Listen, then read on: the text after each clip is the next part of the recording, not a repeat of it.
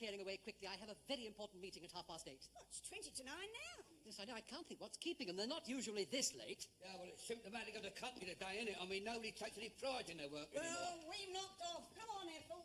Well, I'm glad to see that the older generation set such a good example by coming in early. Yeah, well, I like to get out of bed before Mrs. Harmon wakes.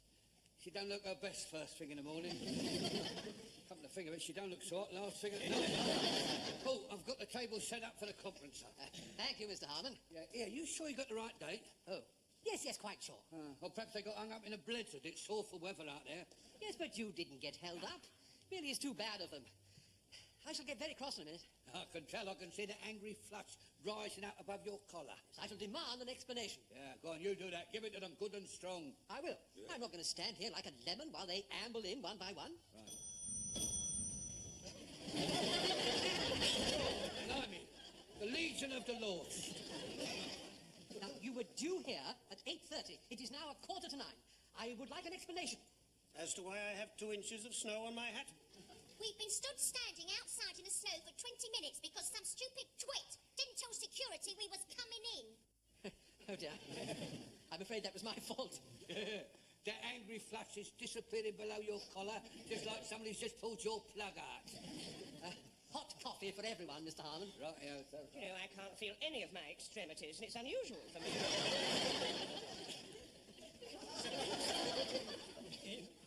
Would you mind helping me with my gloves, please? All right, Mr. Granger. Here, come on.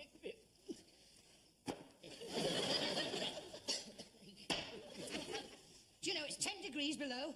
It's not much warmer above. Now, where is Mrs. Slocombe? No doubt with a meeting as important as this, she's got a couple of tennis rackets strapped on her feet, and she's mushing her huskies along the frozen Thames at this very moment. She's not any sense, she'll still be in bed having a nice coat. Yeah, hot coffee for everybody. Oh, Mr. Rumbold, you can't. My teeth won't stop chattering. Well, put them in your pocket. Come along, Mrs. Slocombe. What are you pointing at, Mrs. Slocombe? Well, I did have an umbrella, but the wind blew it away. Mrs. Slocombe, Mr. Rumbold would like to know why you're late. Well, the central heating broke down. I had to light the oven and hold my pussy in front of it. Poor little thing. Its tail had been hanging out of its basket all night long. It was frozen solid. Coffee, Mrs. Slocombe. Oh, thank you. Oh, no. I don't think I can face it. I've been feeling a bit queasy these past few mornings. Queasy? Nothing serious, I hope. Oh, come on, we must get on. Now, we are here to discuss a suggestion made by young Mr. Grace at a senior sales management meeting. Captain Peacock, you were there. Perhaps you would like to summarise the points raised. I could have done that last night before we all went home. Yes, well, I thought of that, but I didn't want to delay anybody due to the weather conditions. Yes, we saw you sneaking out early, hoping no one would notice. As I recall it, young Mr. Grace has been reading a paper about sales psychology, and he's now very keen to take advantage of the herd instinct in our customers. Well, I haven't had any herds round my counter lately. The theory is that a customer is more liable to buy something if he sees another customer doing the same thing. Oh, you mean like the 3-card trick? One of the gang starts the bidding to get the other mugs to join in. Well, that's not quite how it was put. What if nobody starts, but they just all stand there looking? One of the assistants who is free pretends to be a customer and says complimentary things about the goods. Like I said, one of the gang starts the bidding. The assistant should employ such phrases as, I wish I could afford that, and by Jove, that's good value for money, or I must have one of those before they're all snapped up. I've sat here and listened to some daft things in my time, but this is the daftest thing I've ever sat here and listened to. Nevertheless, young Mr. Grace is very keen on the idea, so we're going to give it a try. And that's what we've all had to come in early for. Yes, well, we did think it would be as well to dream up some more encouraging phrases, so let's all put our thinking caps on, I've left the gas on. I don't think you've quite grasped the idea, Mr. Grace. What idea? Shall I explain it to him again, sir? No, don't do that. Send him home to turn the gas off. Well, come along. I'm sure we can think of dozens of phrases. Let's go along the line. We'll have one from Miss Brahms. Why me? Start at that end. Oh, well, it'll warm up the kitchen, perhaps. To what does that refer, Mr. Granger? It's still on about the gas. Damn, there's none left. Oh, now, that's very good, Miss Brahms. Damn, there's none left. You see, that gives the assistant a good chance to produce another one of whatever they are. Mrs. Slocombe. Hey, I got one for Mrs. Slocombe. Fancy them making one of those in my size. Are we going to have much more of that, Mr. Lucas? Ah, that's very good, Mrs. Slocombe. Yes, you see, it gives the idea of urgency in case the stock should run out. Captain Peacock. How thoughtful of Grace Brothers to leave the doors open so that we, the customers, can actually get in to buy things. I take your point, Peacock. Mr. Humphreys. By Jove. Fancy Grace Brothers being able to do them at that price. A full range of sizes and all those lovely colours. They're washable and durable. I bet they never wear out. Excellent, excellent. What is it? I don't know, but if you've got one, I'll have it. Mr. Lucas. Look at that poor, handsome young assistant. I bet he's fair worn out with getting up early and standing in the frozen snow. I bet he hasn't had a proper breakfast except for a cup of coffee and a miserable paper cup. We must all buy something from him so he can afford a proper lunch. Then he'll have the strength to struggle home, fall exhausted into bed, and get up early in the morning and start the whole process all over again. I'll see you in my office at 10 o'clock, Mr. Lucas. Anyway, the upshot was that I took Pussy to the vet, and he confirmed it. So since then, I've kept her in a basket by the radiator. Well, you can't be too careful, can you? Everything happens to you, doesn't it? That's what Mrs. Axelby said. When is the happy event? Well, I was so worried that I went to the clinic again yesterday. And they said it could be any day now. The funny thing is, it doesn't show. That's why she's off her food. Perhaps it's because it's the first time. Well, that does make a difference, of course. It's a pity, though, with what you haven't been so careful and all. Now that I've got over the first shock, I'm quite looking forward to it. You say you don't know who the father is. Well, yes and no. I suspect that it happened on my birthday. You see, I came back from the pub after a few too many, and I didn't shut the door properly. I think he lives with that woman in the next house. He's ginger, isn't he? No, it wouldn't be that one. He had the operation 2 years ago. He's Burmese. His name's Wang Ting. He spends all day long crouched in the rhubarb, peering around. Is he at home? Either there or in the fitting room.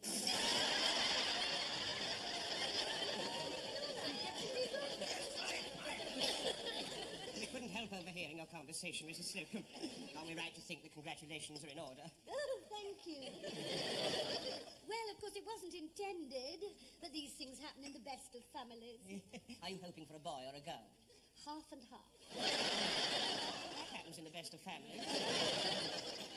I can find good homes for 6. But any more than that will have to be drowned in a bucket.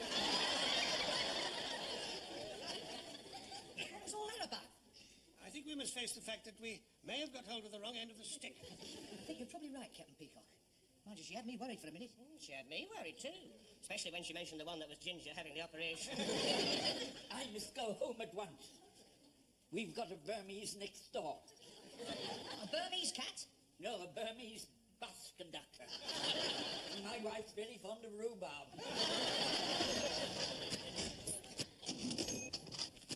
No, I'm sorry, Mrs. Slocombe, but I cannot acquiesce to your request. But suppose she has them all alone when I'm not there? Well, can't you employ an au pair girl? Or better still, an au pair girl? I don't think that's very funny, Mr. Rumbold. How would you like to be in a basket jammed up against a radiator in an empty flat having kittens? It would be a catastrophe. Oh, I'm on phone today. Am I to take it that you refuse me permission to give my pussy facilities for her confinement? I'm afraid there's no possibility.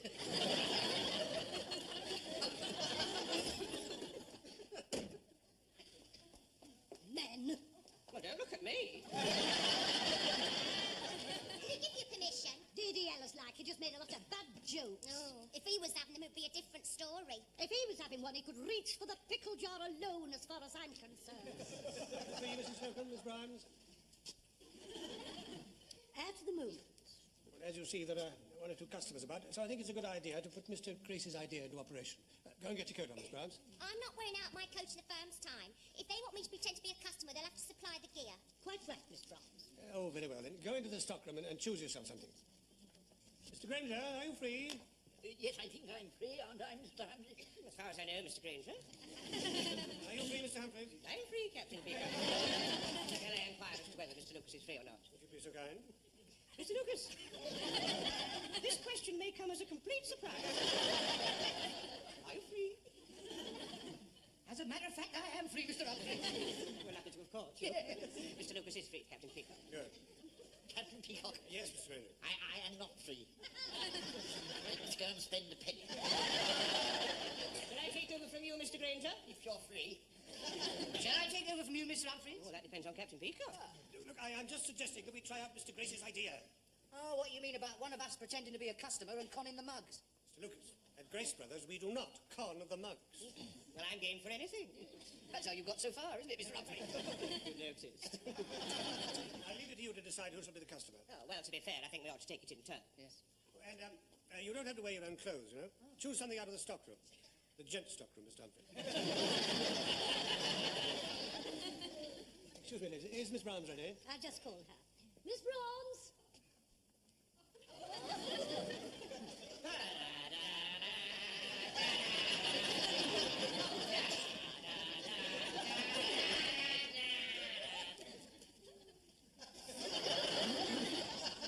Miss Browns, you are supposed to be buying, not selling. Hey, up, there are some customers. Oh, where? Oh, get your glasses off. If the customers admire anything, show enthusiasm. Roger. Just walk about and look normal.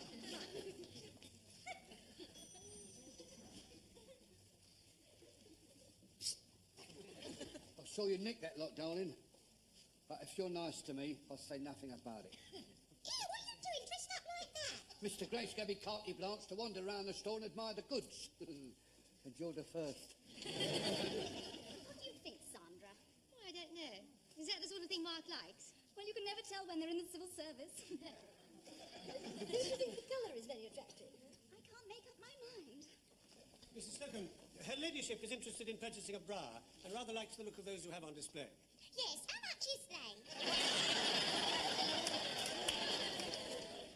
They is £4.95. Don't cheap if you ask me. Beats me they cannot come out for such a low price.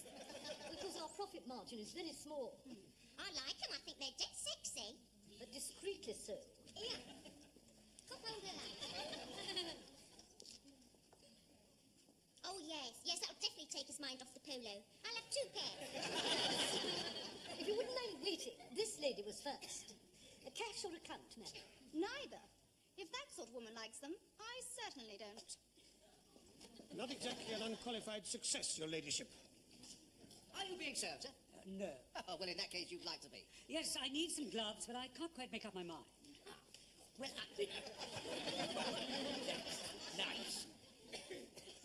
what's nice, sir? Whatever he thinks is nice. I see, sir. I think it's nicer. I'll be with you in a moment, sir. Now, gloves, sir. There we are. Now, this is a lovely pair. They're £6.25. Oh, dead cheap, I'll have them. I'll have a pair as well, please. I'm afraid this is the only pair we have. But I was here first. Yes, but I spoke first. I'm terribly sorry, sir, but this gentleman was here first. I must let him have them. Oh, damn.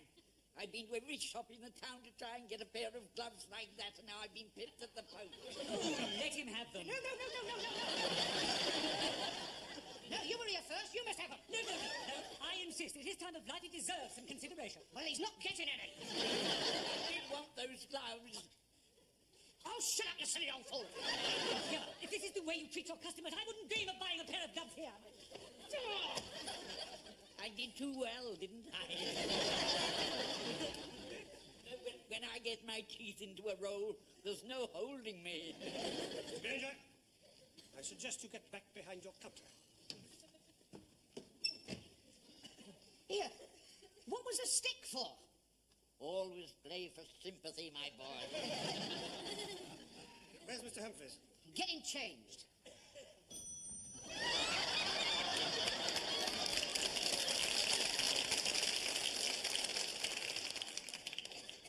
face eludes me, but I recognise the walk. Oh, I'm glad you did that. I was running out of oxygen. What is the reason for this masquerade? I just wanted to look like an average man in the street. Oh, say, these are nice. They would go lovely with this, don't you think so, Mr. Lucas? We haven't got a customer yet, Mr. Humphreys. Just walk about and look normal. Extra for character work. And Mr. Humphreys, so far this experiment has not been a rip-roaring success. So I suggest you stick to one simple theme. And what would that be? Try, oh dear, I wish I could afford that. Can I help you, sir? Yeah, I'm looking for a cashmere sweater, please. Cashmere sweaters, Mr. Lucas? Exactly. Would that be pure cashmere, sir, or cashmere and wool? Pure cashmere, please. The customer's looking for a pure cashmere sweater. What colour, sir? Beige. Beige. There we are, sir. £30. Just feel how soft they are. Excuse me, I couldn't help overhearing. How much did you say? Yeah, £30. Oh, say, aren't things surprised? Worth every penny, sir. And just the thing for this weather. I wish I could afford that. I'll take it. Oh. And how much are those silk squares? Oh, these are £10 each, sir. They're a pure silk, of course. I wish I could afford that. I'll take that as well. Oh, I see. Oh, and what are those hats? Now these are £16 each. Of course, they are pure velour. Oh, pure velour. Oh. I wish I could afford that. I'll take that as well. Oh, will there be anything further, sir? I know that'll do nicely. Oh, that is one cashmere sweater, one silk scarf, and one hat. That is £56, sir. And the same for my friend here.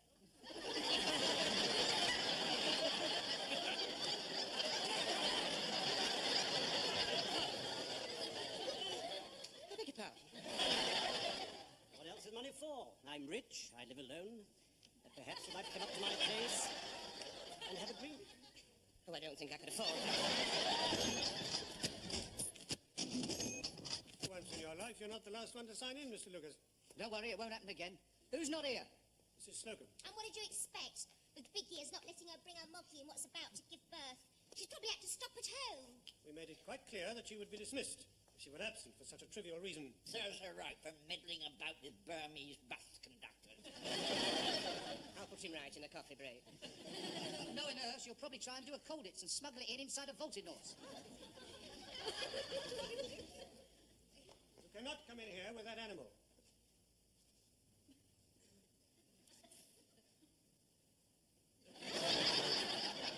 Did you see that? It's just given birth to a ballpoint. Oh, it's a boy then.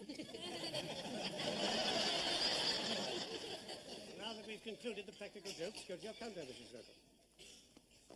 You really had him there with that, didn't you? Oh, well, I didn't just do it for that. Only my pussy can't bear to be separated from him. They sleep together, you know.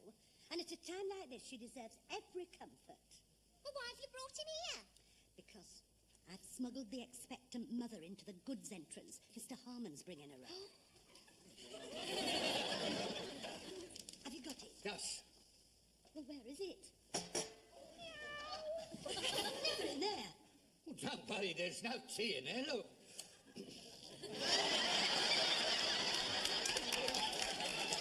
I'll soon get rid of it.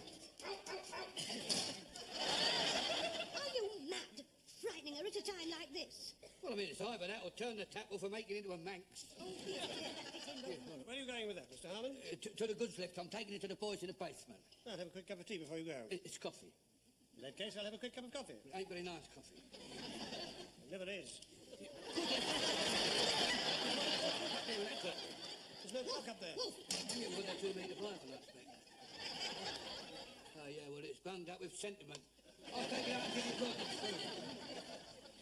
Good morning, everybody. Good morning, Mr. Gray. Well, I hear that my idea was not a great success. Nonsense, sir. No, the idea was excellent. It just wasn't executed very well. Good Lord, it's not closing time already, is it? No, sir, that's opening time. Oh, good. I just thought I'd come down and give you all a few tips on salesmanship. Which will be an honour, sir. Yes, I'm all right.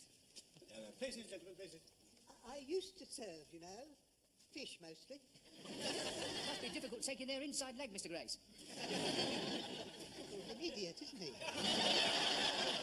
Well, it's all you can get these these days. Yes, well, now, I want you all to just pretend that I'm just one of you. Oh, thank you, Mr. Grace. Where are the customers, then? Sometimes one has to wait, sir. Oh, dear, no, very boring. Am I allowed to smoke?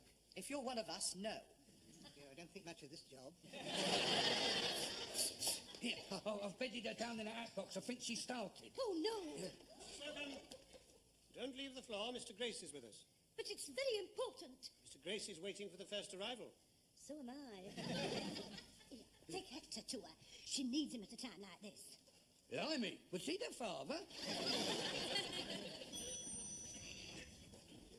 Good morning, sir. Good morning, madam. Good morning. Can I help you? Yes, trousers. Yes, certainly. This way.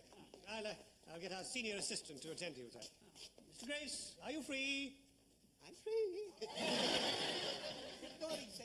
The customer would like some trousers. Ah, yes. Good morning, sir. What size? 34. Oh, yes. What about the inside leg? I've no idea, I'm afraid. Use my tape, Mr. Grace. That's quite all right. I've got one of my own, thank you, Mr. Humphreys. You could do a lot with one of those, couldn't you, sir? As a fact, I did all my early training with one just like that. Mine had a bit more spring in it. I say, should he be working at his age? Well, I shall work until I drop. He's dropped. I could still do it, you see. Bully for you, Mr. Grace. Excuse me, sir. I should come over here. If I were you, we'll never make it as far as that. Oh, good Lord, they're not for me. They're for my au pair, Helga.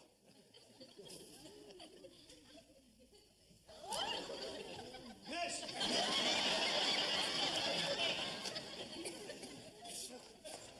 So far, she's got 2 boys and a girl. Oh, the clever little thing. I'm not so sure about that. They look half Chinese to me. And I'll tell you something else. There's a lot more to come. Nurse? Oh, nurse, have you got any anaesthetic? I don't need an anaesthetic. I need a pet pill. It isn't for you. It's for my... Mrs. Slocombe, am I to understand that you have deliberately disobeyed instructions and brought that animal into Grace Brothers? No, Captain Peacock. And what is in your fitting room? My pyjama case? I see. Miracles will never cease, Mrs. Slocombe. Your pyjama case has just given birth to 6 kittens. I must say they're absolutely enchanting.